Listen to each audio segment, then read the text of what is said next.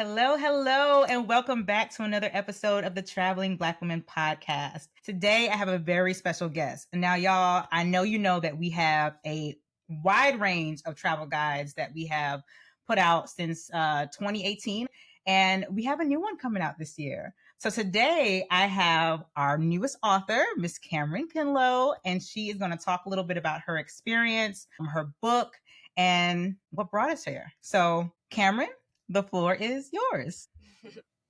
Oh, thank you for introducing me, Nadine. And thank you for the opportunity to be able to write and share about, talk about my travel experience. I'm Kamryn Kinlow. I'm an education administration professional and a newly found travel writer and author from New York. I'm figuring out my place in both the education world and the travel space. But I've lived abroad in Spain. I've taught English in a small village, and I've traveled across Europe, North Africa, and the Caribbean. Outside of work, I use my platform to share what it's really like to explore the world as a Black woman and how important it is for us to expand into other cultures and see people for who they are, just as well as we want them to see us for who we are. Um, and with that, I've got a Spain travel guide dropping soon to help other people navigate the country with more confidence and culture. I love that. Love that. You know, it's so interesting because I think one of the coolest things about your guide is actually having to live amongst another family. So I've done all this traveling, but I've never lived with a family where I did not speak the language. Like I did do like a couple days of a homestay in Ecuador. I went with my school I was teaching at the time, and that was cool. But they spoke English, and Okay. I wouldn't say it wasn't like really authentic because it was, right? It was still like being in like a house of people I don't know. But to really be there for a long period of time has to be like a different level of life changing that I haven't experienced yet. So I'm kind of like, Yes, going into it, it just felt like it felt new. There was so much for me to learn, and every day was different. I didn't know the language, I didn't know the people, I didn't know the culture. So it just felt like an endless opportunity. Every day was just it was an experience, something new. Like when everyone asked me about like how was I living with people, it's wild. Even now that when I think about living with somebody else, that's crazy. right. Because, where our culture is so individualistic, Yeah. right? Yeah, it's once I lived on my own, I was like, okay, I'm never living with anybody ever again. Yeah. So going into a house with two parents and then with children, it was an experience. Wow, I would imagine. All Yeah. right, so let's jump into this. Spain. Why Spain? What made you choose Spain? So honestly, Spain wasn't my first choice. Okay. I was initially fixated on Japan. They have a really big teaching program, and I was initially very focused on paid programs, and specifically paid programs where I could still manage my responsibilities back home, like my Mm-hmm. car note, my credit cards, the usual things. So I was looking for a good monthly stipend at first, and Asia has a lot of really great programs. But once I didn't get into those programs, I reconnected with CIEE, which is the program that I taught that I was looking at back in college. And I looked at the soonest start date for whatever program. And the soonest start date was for a Madrid program. I didn't hesitate. I just applied for it. I paid for it. And I don't think I was too nervous about it because I know there's a lot of expats in Madrid. So I was like, okay, I should feel comfortable here. And plus, I knew a little bit of Spanish, not Okay. much, but I was like, all right, I can figure out basic conversational Spanish if I go to Spain. But I actually didn't get into the Madrid program because this program is so popular. Oh, So wow. I spoke to an advisor and I was so discouraged because I was so ready to just leave. Yeah. Yeah. I was so discouraged at the time. And they were like, well, there's another program coming up. This was in October at the time when I was supposed to leave. She's Mm-hmm. like, well, there's another program coming up where you can leave in April. It's a little bit different. You'll live with the host family. You won't get paid, but you can still go to Spain. So at first I was like, I don't know about that. Like I was Right. not open to it at all because I still have bills to pay, and Right. I didn't want to live with anybody. I wanted that experience to get my own apartment in Spain and meet people through the program and sort of live with them and form my own community. That's Right. the mindset I had going into it. Okay. But then with the volunteer program, it ended up just working out perfectly. Like there was no wait list. The program fees were there was basically no program fee compared to Okay. the paid program. And they handled the placement, they handled the host family. I got the host family paid for the meals. So there was nothing I really had to do on my end. So I just went with it. And Okay. it ended up being great. So what was like your first impression? Like when you got there and was like, all right, I'm in it. I'm in it now. There's no turning around. I'm here. I think just coming from New York and just so I haven't lived in any other state other than New York. Like my parents born and raised in New York, my family's in New York. So I'm very exposed to the hustle and bustle. Granted, I don't live in the hustle and bustle anymore. I live outside of the city, but Mm. my family is born and raised in New York City. So it was a surprise, all of it. I guess going into it, I didn't know what to expect. And when I told people initially that I was going to Spain, people would tell me about their fears about going to Europe as a Black person. And, just it made me feel very on edge going into it. Okay. Coming from New York where people mostly mind their business and keep it moving, there was such a level of openness there that sort of felt off putting. And I think because I'm usually in grind mode in New York, Mm-hmm. I'm always focused on the next thing. And there I had to be very present and connect and talk. And people were extremely chatty, extremely curious, and genuinely wanted to connect, even though there was a language barrier. So it was difficult at first to adjust to that because I was not Oh, used to that. And I feel like when you're like in the US, depending on where you live, like maybe in the South, people are a lot more friendly and open to talking. But in New York, it's kind of like, yeah, you go on about your business, and so will I. it's interesting that you say that because I'm originally from New Jersey and I've been living down here in Georgia for, aside from the years that I lived in Abu Dhabi, what was that, 2006? So almost 20 years. Mm, And I remember when I first moved down here and I was teaching at this school and I would come in, go to the teacher's lounge, get my mail out of my little cubby hole, put whatever I need to put in the fridge, get my coffee out of the container. They had like a little communal thing, and take my behind to my room. Like it's not meet and greet time. It's the morning. Like exactly. everybody just we just be handling our business. We showed up, we clocked in. It's time to go. Yes. And people didn't like me. People did not like me, and I am the nicest person ever. But at least I'd like to think so. But they didn't. They were like, "You come in here and you don't speak to anyone," and I'm just like, "Y'all were in the middle of a conversation, yeah, but you could still say good morning." And I'm like, "For what? Y'all Right? No, talking?" but that we don't even realize how much of a difference it makes when you move somewhere else because people are so sociable. But then when you come to the Northeast, people do not want to be bothered. They don't care if you speak to them or But that was their norm. So I could see that. Like I could see how that would feel like I don't even know how to navigate this. But yeah. after a while you do get used to it and you do start to expect it even from yourself, like, hey y'all, good morning, hey, morning, morning, morning, but it was something that for me I didn't think about at all. Like I would have never thought that someone would have perceived me as rude because I am just kind of like tiptoeing in, handling my business, and tiptoeing out. Like in my mind I'm thinking I'm not being rude because I haven't interrupted your conversation. I Mhm. haven't made myself like grand and kind of come into the room and shook things up. I just kind of and kept it moving, but it had a whole different connotation.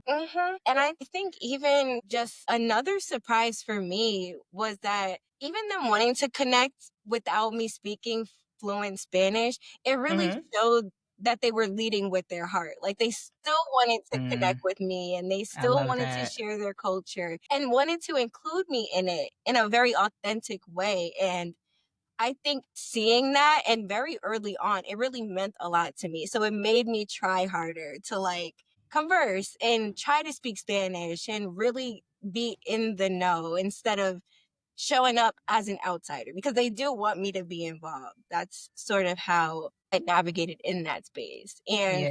everything was beautiful over there, like so much natural beauty. Okay. Coming from a major city, they will knock down all the trees and build anything.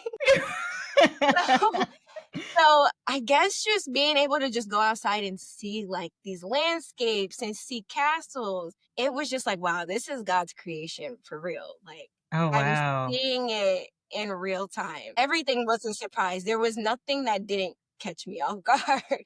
So what does that feel like? Like when you're going from a place where you look around and yeah, everything is brick city. Everything is like there isn't a whole lot of greenery and nature that really holds you. What did that feel like for you? I think being able to see all of this natural beauty, it made me realize that life can be slow. Like it made me be more Mm. intentional and pay attention to outdoors. Whereas like Yeah. I know there's no trees, I know there's no landscape in New York. I can just drive and like aimlessly drive. I don't want to Okay. say it in a bad way, but like I can't get lost in the scenery here. Yeah. Whereas like there it's like, wow.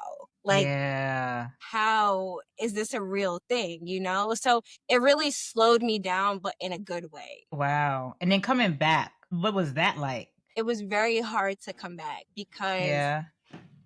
I was so immersed in the culture. Because I lived with the family and I did the everyday things they did, and they were Hmm. so drastically different than how it is in the US. That's what made it hard. Okay. When you're in the US, it's normal to show up in your sweatpants and binge watch TV and eat fast food and just stay at Yeah. home and be a hermit. Like that's normal here. Yeah. Whereas in Europe, it's the complete opposite. Like I lived in a village where there was no fast food anywhere. So every meal I had for the entire time was cooked breakfast, lunch, and dinner. People are walking and socializing. I'm walking up hills through the village. I didn't like 40K steps. So it was very different and very hard. And then I came back where we were transitioning from fall to winter. Hmm. And I didn't realize seasonal depression was a thing. Like Yeah. getting access to vitamin D, it really did affect me. I was going outside. My life was outside for months. And then Yeah. coming back to New York where the winters are brutal, it was Yeah. tough. Man, and it's interesting because you think about stepping outside your comfort zone, right? And the fears and the hesitations that we have right before we do that. And then you do it, and then this whole world opens up, and it's just like, now how do I go backwards, right? How do I fit back in this bubble that used to once be comfortable but no longer is? You know, you explained that well because I think coming back, I just felt uncomfortable. And it was Mm. in so many different ways. I would eat the food here and it would make me so sick. Like I would get Oh, acne, wow. but like different things which we don't think about when we leave the US and then come back. Everything was affecting me, like the allergies, the food, the weather. Like I Oh, was so man. sensitive coming back. But I think coming back made me realize what I actually do want out of life. Okay. And I want to keep experiencing travel in different cultures. So it sort of solidified that space in my life. I think that's what's up because like I feel the same way when I lived abroad in Abu Dhabi. Now I didn't have like I still had a pretty westernized life because they had like Mhm. different areas for teachers and things like that. But then there was still a lot of influence on just how life is lived and how we move about the world and things like that. And it has been hard. And I've been back for over 10 years now. And I feel like there are some days where I'm just like, I really would love to be in Abu Dhabi again, or I would really love to just move abroad again because there's something different about just being in this space where, you meet different parts of yourself that just don't get to show up on a day to day when you're in your comfort zone, doing the same monotonous routine or being around the same types of environments and not really seeing anything different. So it is hard coming back. I can definitely attest to that myself. And I like a couple episodes ago, I spoke with Tori McNeely. She actually wrote the Teach Abroad book. And she talked about the same thing. She taught in Abu Dhabi, then she went and she taught in Nigeria. And it was the same experience of coming back and seeing how going from a collectivist type of community to individualist type of community, like, I mean, like, you get sad. You're like, this sucks. I think in terms of like being abroad, being Black abroad specifically, and then coming back to the US and being Black, those are two different encounters as well. And Yeah. that was eye-opening for me. And I think that is sort of what led to me feeling an overwhelm of emotions, because when I was abroad, yes, I was Black. I'm always Black wherever I am in the world, but I didn't feel this heaviness that is sometimes felt in the US. Gotcha. Like this Yeah. I don't really know how to explain it, but we have to show up in a different way in the US versus when we leave the US. Right. Or if we're somewhere else. That feeling of having to prove myself wasn't there abroad. Coming back to the US, I feel like I have to work so hard and I have to show up as all these different people, Yeah. So I think that is another layer of it as well. That's a really interesting point, because, a lot of times most of us are concerned about what is it like to travel as a Black woman? What is it like to be in the world as a Black woman? And one of the things I think, even with my network, is recognizing or helping people to recognize that it's actually easier. It's exactly what you just said. It's actually easier to show up everywhere else in the world as a Black woman than it is to show up right here as a Black woman. I know it seems far-fetched, but I think it's something that is worth digging into. Like, when we were in Madagascar, we had 3 different tour guides, and 2 of the 3, I don't know if the third one did. He might have just not said it, but I kind of think he feels the same way. But 2 of the 3 said point blank to us, "You are our first Black American guest." And one said, "Now I can see that you guys are different." And he gave us a whole bunch of stories about like the regular white Americans who had come out there. One guy who said to him, like, "That's what you're getting paid for, bud." And he had the voice on, and I just cracked up. And he was like, "But now I can see that you guys are different, And he's like, "You're smiling, you're having fun, you're trying to learn the language." Because I was around and talking about Zagas, that means Amalagasi. Just being silly, But it's interesting to see that, like, even in those small moments, they were like, "Wait a minute, American tourists, Black American tourists, aren't the tourists that we're used to." So now I can't really say American tourists anymore, because they're different. We were taken care of so well. They looked out for us. One guy, he told us how to bargain. He was like, "Hey, when they tell you a price, cut it in 3 and then work your way to the middle." I was like, "Oh, that's a good idea. I've been traveling all this time. No one ever gave me that like rule of thumb." But they looked out for us. You know what I mean? And I thought that just felt good. Yeah. But then you come back and it's something every other day. Exactly. And I think it's important, especially for Black people that are just starting to travel. Don't expect to be treated how you are in the US abroad. Like, Yeah. we can't go into these countries with a chip on our shoulder. Yes, there are things that have happened historically, but I've had nothing but great experience. And that doesn't mean that there won't be bad experiences in certain cultures. But I think when we bring race into it outside of the US, it can be a little bit of a disadvantage, because people treat us well knowing that we're from America, but we're Black, Yeah. It's a very different energy. It's actually interesting, because even with that, just learning that I was treated differently because I was Black American in a good way. They see you and they kind of see parts of themselves. I feel like they see the diaspora, right? We all have, or the majority of us have, this like shared history. You know what's going on in your home country, right? If you're from Colombia, if you're from Central America, even some parts of Africa, the dynamics of politics of your country. Yes. And you know what it means for certain groups of people to not have the same as other groups of people.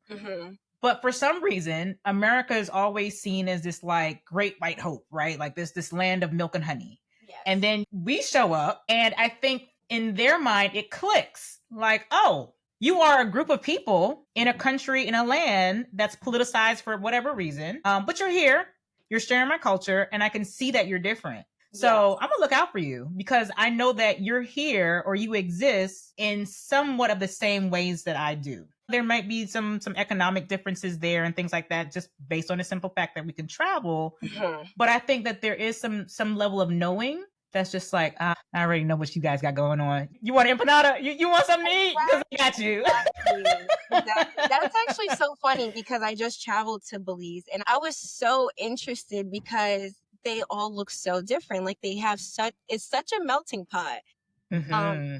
and I would talk to people that look just like me and they will look out for me. And then there were other people that were like, "Oh, where are you from?" And saying I'm from America, it was a surprise to them. Yeah. And I've noticed that like a lot of places I travel, like they're surprised that we're from America. And Yeah. it just made me feel like even just being in Europe, it made me realize like there is something that comes of being a Black American. I'm Black American. My family is from the United States, Mm-hmm. played a big role in this country. But it's Yeah. interesting to see what other cultures think is American when really Black culture is American culture. Yeah. Yeah.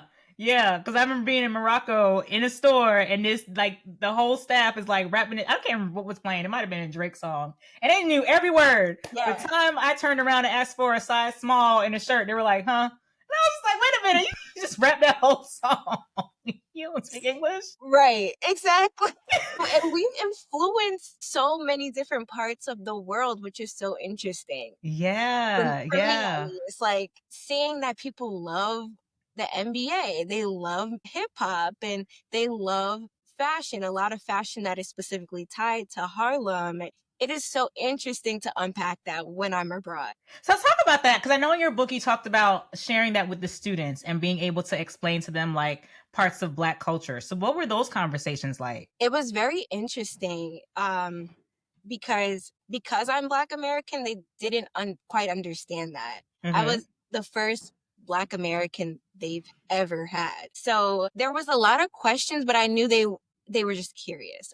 Okay. It just came from them not understanding, like, you have this skin color, but you're from America. That's not what we've learned. So Yeah. it really gave me the opportunity to unpack some of the things that they've learned about America and teach them, like, okay, this is also American as well. I think being from New York, it just added a whole nother layer because they were so interested in New York. And it allowed me to teach them about hip hop. You guys love hip hop. That actually comes from people that look like me in the Bronx, in New York City. I taught them about fashion, about delis and getting a chopped cheese. And like it was amazing. Like I would do different virtual tours. And there's this one website I would use and I would take them on the train just so Mm-hmm. they could see like the experience of getting on a New York City subway.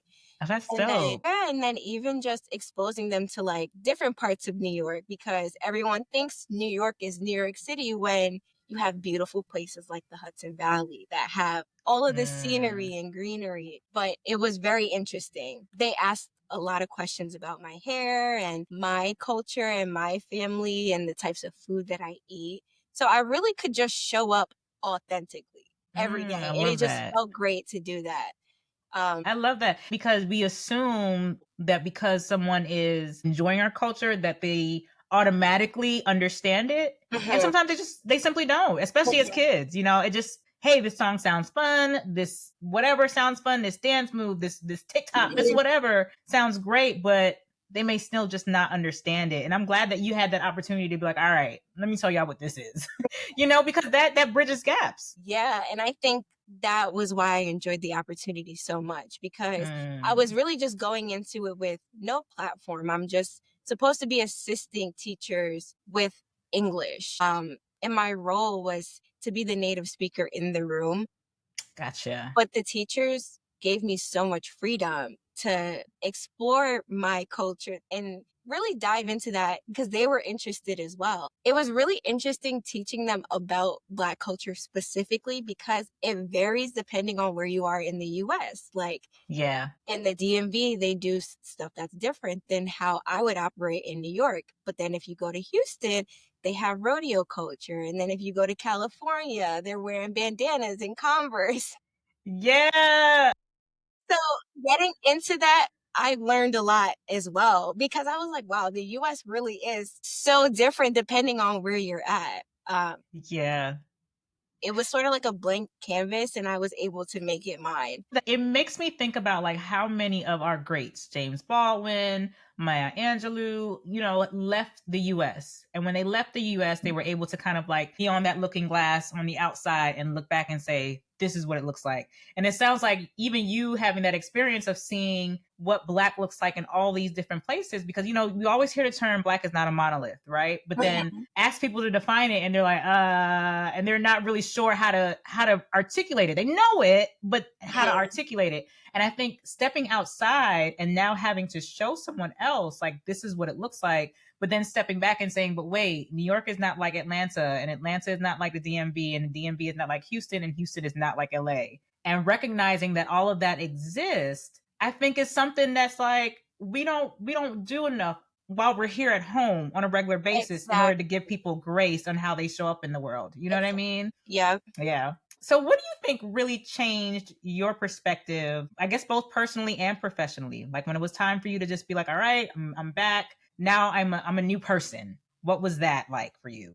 I guess volunteering in Spain gave me a whole new level of confidence because I walked into a space where no one looked like me. And just by being myself, I was able to connect with people and inspire them. And I was accepted for who I was. And they didn't want me to be anything else. They wanted me to just be me. And that shifted how I show up just in life, like professionally and personally. I guess it really just reminded me of how important it is to be rooted in who I am, regardless of where I'm at. Like in the US, especially as a Black woman, there's often so much pressure to perform or prove your worth. But in Spain, I didn't feel like I had to carry that or even overextend myself. So I guess now just being back in the US, I'm choosing to show up as myself. And that means all of me. Like the good, bad, the healing, nails undone, hair a mess, tired. Yeah, just when I'm in the thick of it, figuring it out, like I'm still going to show up and give myself the grace because it's so interesting to me that in the US, I'm not giving grace when this is a country that my people are from. But I went to another country and I was given grace and I was allowed to be authentic, So I sort of took that back with me. I love that because it does ground you and it does make you realize like the depths or the core of who we are is not the situations that we are in. My biggest issue was trying to like fit back in and realizing, there is no fitting back in. You hit that right on the nail because I feel like before I went to Spain, I felt like I was sort of trying to fit in these environments that weren't for me. And I was shrinking who I was in a lot of these spaces before I went to Spain. Honestly, I don't even know who I would be or who I would have become had I not have gone to Spain because there were so many factors that were keeping me tied to the US. But I guess just showing up for myself and saying yes, it really gave me the space to see myself outside of the noise of the US. I love that. And I was going to ask you, like, who was Kamryn before leaving from Spain? And then who was she after coming back from Spain? I think the version of me before I left from Spain, I was very unsure. A year before I had left for Spain, I had officially entered into corporate and the education world. And I was working there for about a year before I went to Spain. And I was trying to navigate these spaces and I really just felt like I couldn't show up as myself. I was very reactive and just constantly adjusting or trying to fit in or keep up because corporate world is a different animal and they don't teach you that. So I guess I didn't realize how much I was dimming myself just to feel secure in these spaces. And then coming back, I'm 100% more sure of myself. I still have a lot to learn, but now I just have more intention. Like I no longer feel the need to shrink myself or to second guess if I belong in certain spaces because I know I do. And if I don't force it anymore. I guess I'm just able to be grounded in who I am and what I want, and I've just stopped asking for permission to take up space. Yeah. One of the biggest lessons in it all is like recognizing that everyone's kind of making it up as they go along. Especially when you've seen different things around the world and you hear how people talk about things that they really don't know about. And you're like, wait a minute now, I've been there. And then it starts to click. that most people are doing exactly that. Just making stuff up. Just making stuff up. And that is so funny you say that, because I think because people just make things up, it makes me feel a lot better because I'm being authentic. Yes. Like, if I Yes. don't know, I don't know. Yeah. That's just what it is. And if I do know, I don't mind sharing. But the need to perform is not there anymore at all. Yeah. I love that because you know what? It's like prior to having that realization, you hear people say things and they have so much bravado and so much in their chest as they say it that you assume that they're right? You assume that they got it, that they're confident. But confidence is a lie sometimes. Sometimes people wear confidence and it's a complete mask. Yes. And when you start to have those realizations, you learn that one, confidence isn't loud. So Mhm. to have that confidence, you don't need to be doing all of that. But then most importantly, as you start to see through the false confidence that a lot of people have, it just turns something on in you that's like, you know what? I got this. If I fail, I fail. If I succeed, I succeed. But I got this because y'all around here making it up anyway. So Yeah. And I'm realizing now I'm not in competition with these people. It's right.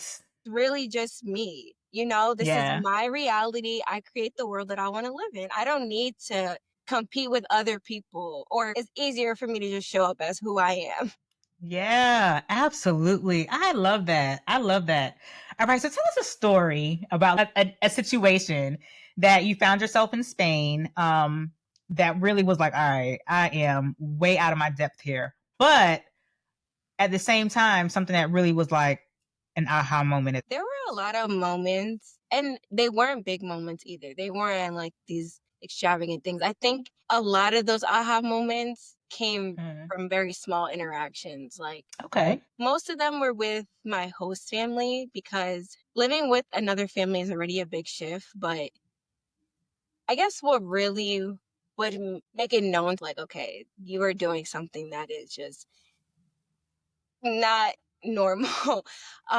We would go to like different family gatherings, like paella, or like we would just be around other people that were their Hmm. family, and I would be surrounded by all of this laughter and all this conversation and the inside jokes. And a lot of the time I was not able to follow because of the language barrier. Right. I guess I would just be looking around and I would be like, wow, this isn't the family I grew up with, which wasn't a bad thing. It was just very unfamiliar. I knew they were my Spanish family and I knew they were warm and I knew they were welcoming, but it was still very new. No matter Yeah. how long I was there, it always felt new because I'm looking around like, okay, this is different. Like I'm really here. Yeah. And I guess that feeling of being both included in their Hmm. family, but also being on the outside, that kind of stuck with me. It reminded me, like, okay, I'm adapting, but I'm sitting in the discomfort, even though I'm deeply cared for by these people. Wow. Okay. Yeah. I can see that. Yeah, it's just I guess just listening more and just being able to sit with those uncomfortable feelings. Like, Mm. sitting with them, it made me realize, okay, you're out of your comfort zone, but it's okay, Yeah. because these people are not here to harm you. They're Yeah. here for you. You know what? And I think that's a really good lesson for a lot of people to learn because a lot of times when you're out of your comfort zone and you're not able to sit with it or you're not self aware enough to sit with it, you tend to think that it's a bad thing.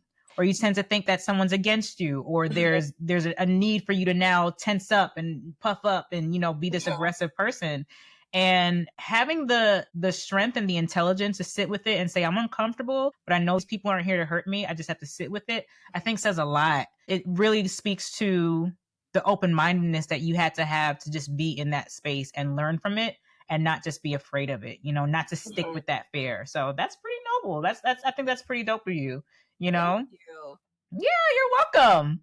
I guess just being there, I had to realize, like, I am in these people's home. They aren't Yeah. in my home. Like, I am Yeah. in their culture, in their house. I am around their kids, their family, eating their food. They've done nothing to me. So you Absolutely. just have to go with it. So Yeah. it I was not like that before I left Spain. I mean, before I went to Spain, it really just has shifted. And I guess over there they are pretty free as well. Like Yeah. they have a saying called "No pasa nada," which is like, "Don't worry about it," and they say it for everything. Okay. Like nothing is that serious to them. So I guess like, who am I to come bring my American self in their culture and be like all tense and doing the most? Right. It's like for what? Yeah, absolutely. So what do you think you brought back? Do you think you brought back some of that no pasa nada? Like, do you feel like you brought back some of that energy and how you move about the world? Yes, but I think Okay. the experience as a whole, it pushed me more into my faith. It allowed me to just lean into the things that I don't know, Okay. because like I mentioned, like I didn't know how a lot of the days were going to go because you know how you overhear conversations like, oh, I'm going to the store and then later we're doing this. I couldn't grasp that. So like a lot of the time I was just showing up and like just going with it. So Gotcha. being okay with letting go of control, like just being Mm. able to be present was something I brought back. Like I guess I just stopped thinking like, what if this goes wrong? Or Yeah. like I just trusted that it was for me. And if it was a bad experience, that was for me too, to learn from it. So Yeah. I guess just releasing that control. Like there's so much pressure to have everything planned out. But Man. I couldn't control anything there. Like I Yeah. was following these other people's lifestyle. I just learned to let myself flow. Sounds like you've learned to just be, Mhm. right? To just be in the world. Like we try to like hold on and control so many things, and it's like for what? It's gonna do what it's gonna do anyway. Yeah. You know? Yeah, I And it's love such a that. heaviness to carry. Yeah, it is. It is. And when you're in a situation where you're willing to just let that happen, I don't think you can go back. I feel like now, after being back in New York, I'm sort of like shifting back to like, okay, this is all annoying. But like when I first came back, I feel like it was off putting to people how much I was just flowing and letting Oh, things go. wow. Yeah. And I think even now, because I don't rush anywhere, like Yeah. I know I have a time to get there, I will get there by that time, but I don't rush. I love that. I love that. It sounds like it really, like the experience really just shifted you. Do you Yeah. think you'll go abroad and volunteer again? Or would you do something different? That is a great question. I don't know if, so I feel like I got the experience of living with someone and I Hmm. feel like that's what I needed. But would I Okay. do it again?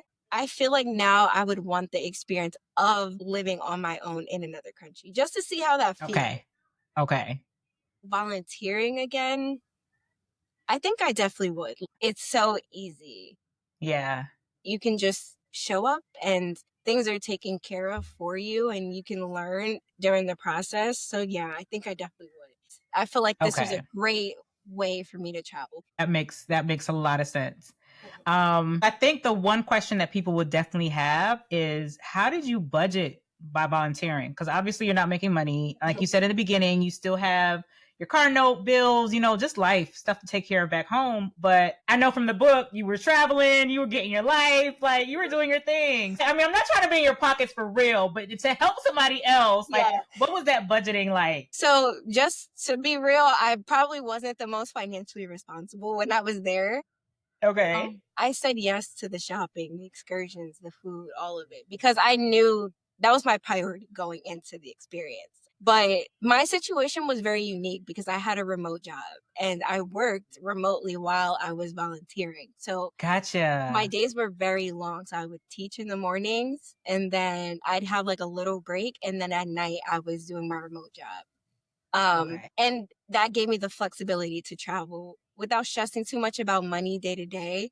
And Hmm. volunteering, I didn't have to worry about the cost of food or the cost of housing. So I could just use all of my money on traveling if I wanted to. Nice.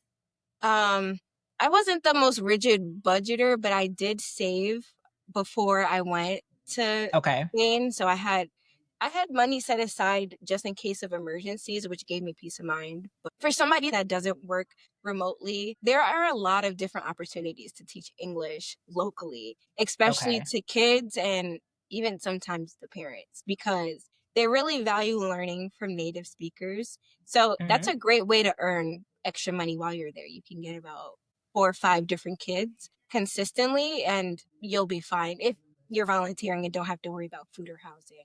And a lot of kids in Spain specifically, they already know English. So Okay. they just want you to work with them on conversational skills and They want to hear Gotcha. your accent and what words you're using versus how they're taught.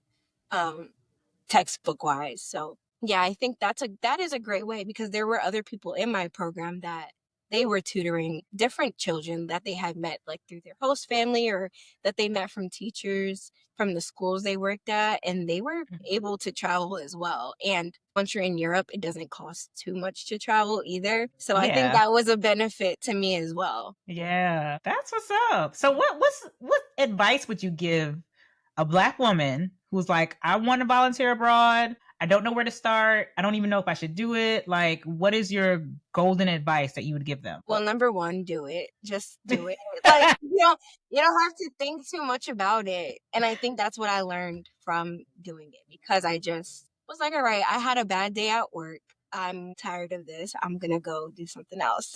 But I think aside from that, go in with awareness, but just Mhm. don't carry the weight. And use social media to your advantage. Get on TikTok, get on YouTube, and whatever people are sharing about their real life experience, use that to your advantage. I would say start on social media, because people are sharing the things they're doing every day abroad in all different types of countries. And then go from there and then decide what program is interesting to you.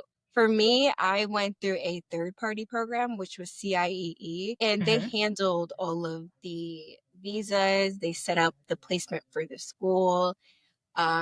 They paired me with my host family. So I was sort of hands off in the whole process. Okay. And that's the benefit you get from going through a third party. If you want to teach and you don't want to either pay for the program fees, you can go through NowCap specifically, which is in Spain. Mhm. And that is sort of cutting out the third party, and you're just applying directly to the Spanish government. The process is longer. You're doing all the paperwork on your own, but there are so many different tools for people to do this type of work for free. Don't just look at one Okay. person's page or two people's page. Look at all of them. Look at the authentic reviews of programs. Don't look at just the polished content from different program websites. You Mhm. really want to engage with people, like talk to people, get in the comment section and ask them, how did you do this? What are your hours like? Really get into the social media community. And if something feels too good to be true, trust that feeling, because Yeah. there are a lot of different programs, and there are people also on social media advertising programs that are not real. So I think really sourcing for that content, like dig for it. And that's a lot of Yeah. what I did. And that's what brought me to CIE, because there were so like almost too much information on social media about this program because it's huge. Yeah, I think that's sound advice. That's sound advice because like there are a lot of things that are popping up now, and you just never know what's legit and what's not. Like I Mhm. found my job at in Abu Dhabi on Craigslist, and everybody just knew that I was about to like be rolled up in a carpet or a rug somewhere, and I Really? was just like, yes. And the interview was in a hotel in downtown Atlanta, so that was like strike two. Like Oh you're my about God. yeah.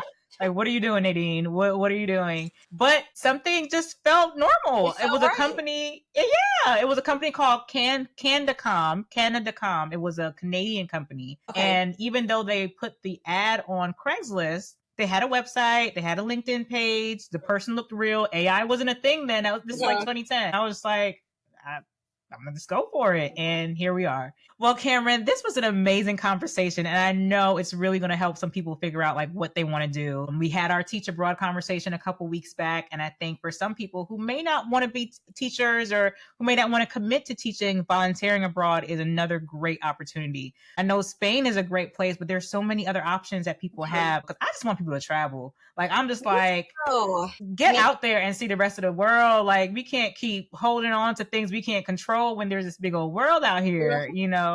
So I appreciate this conversation today. And I'm so glad that you were here to talk to us. Yes, I think travel will show you who you really are. Sometimes in a way Mm, you don't even expect. Go in with an open mind and also an open heart. Like be oh, willing. Be willing to feel everything, the discomfort, the joy, the moments of doubt, the breakthroughs. Like don't go chasing the things you see on social media, because people will yes. post the prettiest parts of travel, but travel can get very ugly and so many things can go wrong. So, Yes. but that's where the growth is. I think that's where the transformation actually happens. So, Love that. I love that. That's sound advice. I agree wholeheartedly. I've learned the most about myself as a traveler in those moments where I'm like, yo, I don't have where are all my cards at? I don't have a phone, or like Oh stuff no. just goes wrong. And you can't Yeah. even like plan for some of the things that go wrong when you travel. Yeah. Like Yeah. some things are just like, wow, I wasn't even expecting that. And you just gotta be resilient and figure Yeah. it out. You're right. You're absolutely right. I mean, it is part of like really stretching yourself and seeing what you're capable of, you Hmm. know? It will test. Man. Yeah. It will. It sure will. This was a great conversation. Well, y'all, thank you for tuning in to another episode of the Traveling Black Women podcast. We had Kamryn with us today, and she just dropped some amazing gems on how volunteering abroad, just being abroad in general can really change your life. So tune into our next episode, and we'll see you later. Thank you. Bye. Bye, y'all.